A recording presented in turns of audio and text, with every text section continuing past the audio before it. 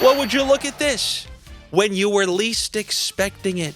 Like Roddy Piper, just when you think you've got the answer, I change the question. You don't get a Friday video, but you get a Saturday one instead because we have two potential closeout games. But in all honesty, through these last couple of years, you don't need me for these types of videos. You don't need me for these types of closeout games because you know what's going to happen. You saw it last night.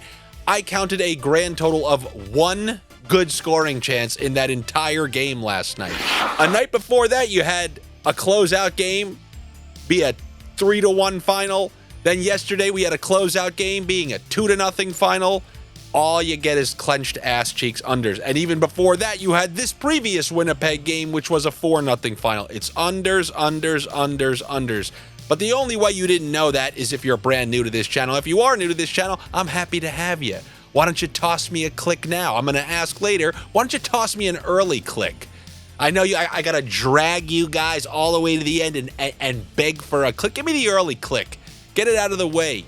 Fill your quota early so then you can relax later on. Diet early so that you can have a nice cheat meal on Saturday and Sunday for these playoff games. How do you like that for a transition? Let's start talking about this Game 6 between Dallas and Winnipeg. This game's going to be in Dallas, who, I've had fun insulting for having a bad home record over the last 10 years or so. But so far this postseason, they've done a great job just shutting me up because they have a grand total of 1 home loss throughout these playoffs so far. I believe they are 5-1, if I'm correct. And now they're going to be looking to make it 6-1 and close out this series.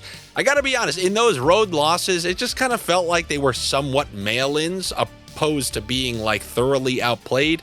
I think Dallas has looked the better team for the majority of this series. I mean, they were able to go into Winnipeg and get that Game 1 win after giving up the first goal. So I think Dallas has played just fine in this series. And before the last game, I picked Winnipeg to give their fans a good see you later, see you next year performance. That was exactly what they did in a 4-0 under, by the way. Closeout game, another under. And then I said they were going to go on the road and just continue to do what they've done all playoffs, and that's loot. I mean, the fact that they don't have a single road playoff win is just embarrassing. This is the President's Trophy winner in theory. It's like President's Trophy winner on paper, but not everywhere else. And now I'm going to pick them to lose this series. Connor Hellebuyck has been a different goalie on the road. I mean, he hasn't been great altogether, but in those last 2 home games, that's what Hellebuyck is supposed to look like. You know the deal. If Winnipeg, if they're going to win, they have to hold their opponent to 2 or fewer. In both of their wins, they were shutouts. And in Dallas, I don't see them holding Dallas to 2 or fewer. I think Dallas ends up with 3 goals, even if one of them comes on an empty netter. But the one thing about this game, tomorrow's game, all games, you guys know it. You've seen it night after night after night. You saw it last night, 2-0. You saw it the night before that. Under in the closeout game with Washington, this 4-0 game, it's been all unders in these closeout games. You're seeing exactly what we've always known. The birth of the clenched ass cheeks theory did not come out of nowhere. It spawned from series after series after series after series, and that's what we're seeing. So the best thing I could really tell you for this weekend, and I could end the video after this if I really want, under 6.5 in this first game between Winnipeg and Dallas, under 6.5 in a Game 7 between Florida and the Toronto Maple Leafs. It's very simple. Under, that's like plus 120, plus 125. That's all you really need for this weekend. We wait all year, for real. I mean, we destroy line combos all season long, but we wait all year to get to round 2, round 3, and Stanley Cup in elimination clenched ass cheeks game because we know what's going to happen. You can take on both of these games every single player's under, and if that's not profitable, I really have nothing I can do, but I will figure out a penalty for myself. Because I think about if you did that last night in that Toronto game, every last player on the Florida Panthers cashes for you. But that's not it. You still cash Nylander, you still cash Tavares, you still cash Riley, you still cash Ekman-Larsson. You cash almost everybody. You still cash Nyes.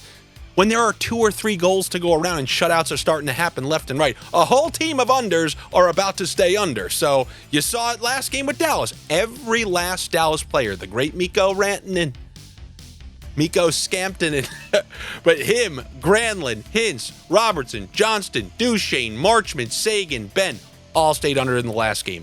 And there's going to be a huge contingent of unders between these four teams. But the simplest one you can do, every sports book, don't tell me that your pizzeria man won't even take this. Under 6.5, under 6.5. And in this game, like I said, I'm going to pick the Dallas Stars to win a low-scoring game because that's how these clenched ass-cheeks games typically play out. So maybe Dallas in the under 7.5 if you need to go that route. And then let's look at that Game 7, that Sunday night clenched cheeks Game 7 that's about to take place. You got to commend Toronto. You knew Toronto wasn't going to just lay down in back-to-back games. I thought they were going to have a very good effort, but sometimes you play the Panthers, you have a great effort, and you still lose like a 2-0, a 1-0 game. I counted a grand total of one good scoring chance in that entire game, and that was the Leafs' second goal. Game 7, all you really need to know, it's clenched cheeks. But as far as the game goes, you saw this with the Lightning run, you see it on pretty much any run. It's why I picked Edmonton over the Kings. The battle-tested teams, I will always trust to do what's necessary and not buckle under that Lois Einhorn pressure. So I'm going to go with the Florida Panthers, but this one's going to be cheeky like the last game. This will look like either Game 4 or the last game where you're like, all right, let's see who happens to get that first bounce. So I will take the Panthers simply because I trust them in every environment humanly imaginable. They've handled everything there is to handle in these last 2+ postseasons, whether that was being down 3-1 to the Boston Bruins, 1 Game 5 on the road, 6 at home, 7 on the road, whether it was last year in the Stanley Cup Final, losing all momentum, all confidence, got crushed by the Oilers in 3 straight games only to come home Game 7, figure it out, win that one. They've won big closeout games on the road, at home. Doesn't matter the situation, they've always managed to pull through in one way or another, whether they had to come back or they got up on a team and then just shut them down. I would rather trust a team who's on that kind of run. This feels exactly like the third year of the Tampa back-to-back Cup final appearances. And in that final year, there was a bunch of adversity, including playing in Toronto in Game 7, which was a 2-1 squeaker, which is exactly what I think this one is going to end up. Something like 2-1, maybe an empty netter. And although I said you could just take every single player's under and you'll end up profitable, if you ask me to take 2 strategic unders of players who are both at plus money, although I think both of them are not playing their best in the series, one is Matthew Tkachuk, under half of a point, plus 150 in a Game 7. And then the other is John Tavares, who I don't think he's registered a point since maybe Game 4. And he's really gone cold in these last few, hasn't been able to create as many chances as early in the series in a game where chances are going to be tough to come by. I will take his under half of a point at plus 105. That is what I have for you here. Over the weekend, good luck to you. Better luck to me. Make sure you are subscribed here to my YouTube channel. Say thanks for the weekend video, 2 different games. How can you do that? Oh, I told you before. Like, comment, subscribe, the big 3.